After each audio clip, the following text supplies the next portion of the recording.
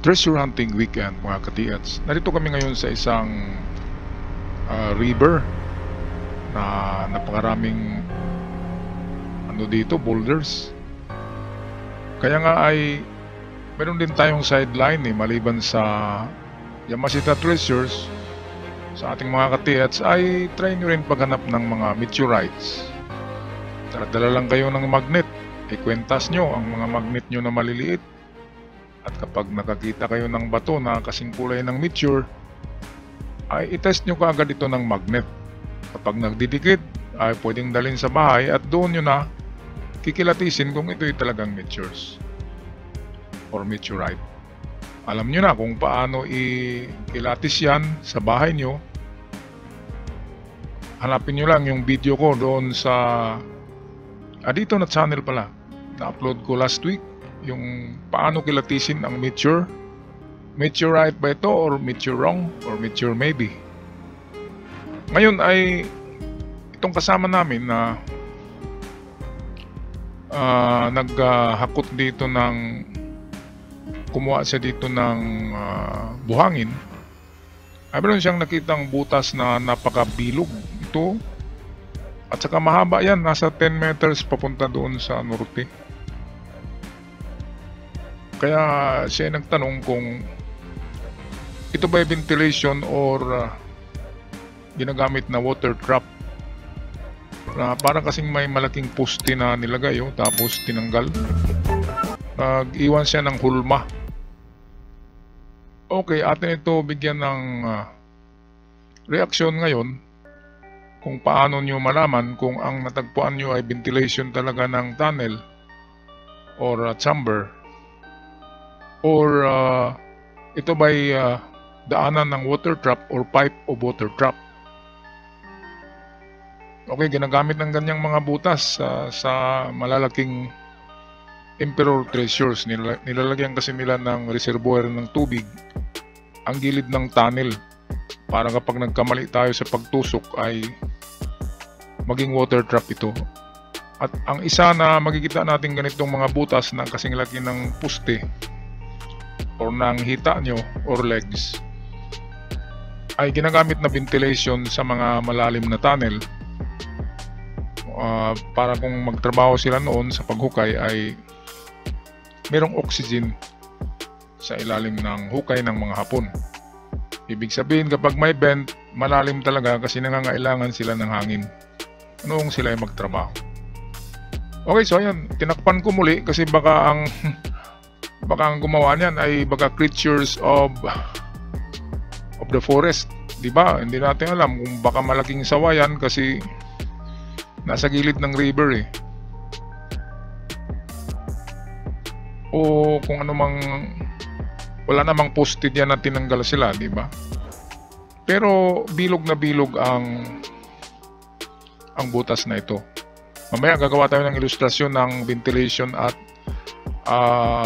tinatawag na water trap.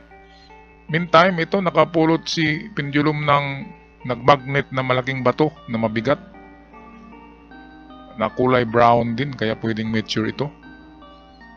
At para sa mga meteorite na matagpuan, contact nyo si Baron sa kanyang Facebook. Okay, ito yung kanyang Facebook, Baron Ong. Bumibili yan ng meteor kapag mapatunayan o matesting ito na talagang meteorite. Kaya sa merong mga tinatagong mga meteors, contact nyo si Baron Ong. Ito yung kanyang Facebook. Okay, so ito na, gawa na tayo ng ilustrasyon tungkol sa water trap at ang tinatawag na ventilation holes. Okay mga ka-TH, so ito yung diagram ng isang natagpuang treasure tunnel ng Emperor. Nasa record ito ng aking ama, kaya ito yung chart, ito yung diagram. Okay, saan ba dito ang ventilation? Kasi malalim to Ito yung kanyang bunker. Itong mga dilaw na ABCDE, yan ay 4 na giveaway. Kaya nakita nyo, ang giveaway ay mababaw lang, oh. Di ba? Merong isa malalim dito. Siguro ang nilagay dyan ay mga mamahalin na gemstones. Merong isang malaking giveaway to sa A. Mababaw lang. Saka ito mababaw. Ngayon ang bunker ay estimated yan na 30 meters deep. Pinakamababaw niyan ay 25. Pero karamihan sa mapa ay 30 meters deep. Andin yung iba ay 60 meters. Andin meron pa talagang umabot ng, paniwala kayo sa hindi, ay 180 meters na Emperor Bunker. Talagang malaking kayamanan ang naroon. Hindi na yun ipapahukay pa sa Pilipino eh. Ang ipapahukay sa atin na itong giveaway lang, itong mga dilaw. Pero itong bunker na narito, hindi na yan para sa atin. Kung nakita nyo ito, manipis lang yan tingnan, pero sa totoo 2 meters thick yan na simento yan. Slab na 2 meters thick ito. Kaya hindi basta-basta yan mabutas. Ngayon, ang ventilation ng ating pag-usapan dito. So sa treasure tunnel na ito ay merong dalawang entrance. Entrance muna tayo. Ito, meron ding seal to entrance. Pero sa ibabaw may mga boulders. Dito may mga boulders rin sa slope ng mountain, pero meron ding concrete seal, semento rin. Makapal yan. So ayan, ito yung isang diagram kung bakit hindi natin matagpuan ang treasure. Kasi kahit matagpuan natin to, di ba kapag maghukay tayo, diretso-diretso tayo. So anong matagpuan natin dito? Wala, di ba? Ganon din dito. Kahit matagpuan natin to, diretso-diretso rin tayo eh. Diretso tayo dito. Kaya minsan ito matamaan natin, pero ito hindi natin ito matamaan kasi hindi natin alam na bababa tayo. Yan kasi ay merong mga backfill yan eh. Pag nakapasok natin dito, akala natin dead end. May nilalagay yan ng mga backfill na lupa. Hindi lahat yan ay yung malinis na tunnel. Okay, so ito yung yung ventilation, 1 at 2. Ngayon alam nyo na, walang ventilation na horizontal lang. Ang ventilation can be vertical, paganyan, o slanting na paganyan. So yung nakita natin kanina sa river na kasing laki ng poste na butas na mahaba, pwede sana siya, pero hindi siya vertical, hindi rin siya slant. Siya ay horizontal. Nakagaya nito, nagaganyan lang. So pwede ngang may kahoy doon na nalata na, and then nag-iwan siya ng molding, ng hulma. Pangalawang teorya, mayroon talagang dumadaan doon na hayop na yung gumagapang, di ba? Pwedeng anaconda, sawa, kasi bilog eh. At pangalawa pa doon, pangatlo ay malambot kasi yung lupa, buhangin. Isa tagal naman ng panahon na hindi yun masara, di ba? So ibig sabihin mayroong dumadaan doon palagi kasi na-maintain yung bilog ng butas. So hindi pwedeng ano yun, ventilation, kasi wala ngang pipe eh. Dapat may pipe or kawayan, yun ang ginagamit ng Hapon. So dito vertical, ayon sa mga nagkikita ng vent at sa mga nakita ko rin, ay hindi kakasya ang ating ulo. Parang ano lang talaga siya, ang diameter niyan ay nasa 5 to 6 inches lang. Kasi ang ginagamitan niya ng malaking pipe noon eh, ng mga Hapon, pero sa katagalan ng panahon na nalata na, nakalawang na. Ang iba naman na ventilation, ginagamitan ng malalaking kawayan. Alam naman natin na ang kawayan ay mag-last long yan kapag sinunog yan. Kapag sinunog ang kawayan, huwag nyo lang paapuin, di ba? Painitan lang, ay ma-cure yan at matagal yan malata. So ito ang unang itsura ng vent para magkaroon ng hangin dito sa chamber, ay naglagay sila ng vent. So dalawa para panigurado.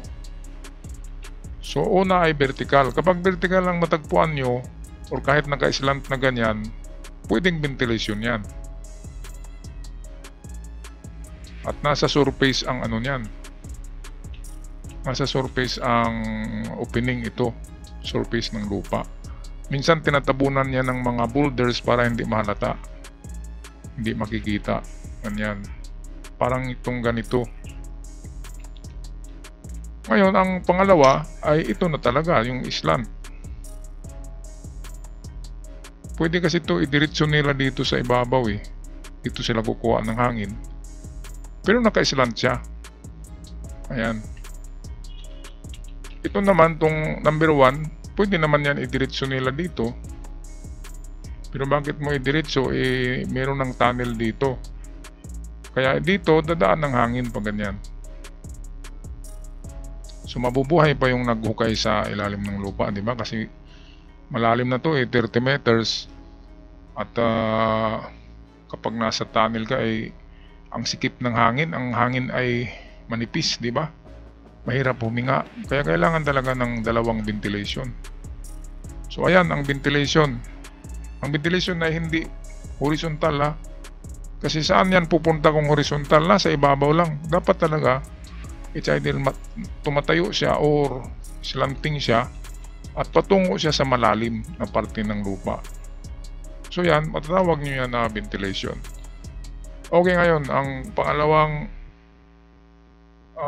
pwede kung makakita kayo ng bilog na kasing laki ng hita nyo, makakita kayo ng pipe or kawayan na mas malaki pa sa braso nyo